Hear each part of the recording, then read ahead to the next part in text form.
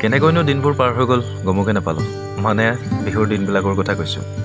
আৰু মোৰ কথাটো গম পাই স্মৃতি হিচাপত ৰাখি থৈছিলোঁ কিছুমান ভিডিঅ', মানে আখৰাৰ ভিডিঅ'।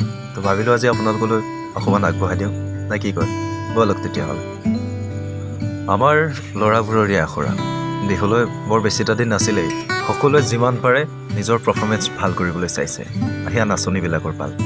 তাৰপিছত যেনিবা ভোকৰ কথা আহিল। ভোকৰ কথা আহিল মানে ভোকটো মোৰে বেছি। তথাপিতো কিন্তু মই ভিডিঅ' কৰাতহে লাগিলোঁ। গোটেইখিনি জুম বান্ধিলেগৈ। দেখিছেই নহয়, কি ওলাইছিলে পাহৰি গ'লোঁ, কিন্তু কিবা এটা ভাল বস্তুৱে ওলাইছিলে। বিহু বুলি ক'লে যেন কাৰো গাত ভাগৰে নাই। কেতিয়াবা যদি ক্লাবৰ ভিতৰত, কেতিয়াবা আকৌ ৰাজপথত। এইটো দিন যেন কেতিয়াও পাহৰিব নোৱাৰোঁ। এই আপোনালোকে দৃশ্যটো দেখি হয়তো অনুভৱ কৰিছে চাগে, ক'ত নাচি আছে বাৰু।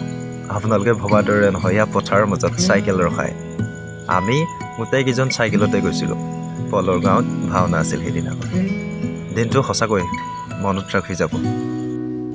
কিমান যে ফূৰ্তি কৰিছিলোঁ গমেই নাপাওঁ। বহুতো ঘটনা ঘটিছিল এই দিনটোত। সেয়া বাৰু আপোনালোকক লাহে লাহে কৈ যাম।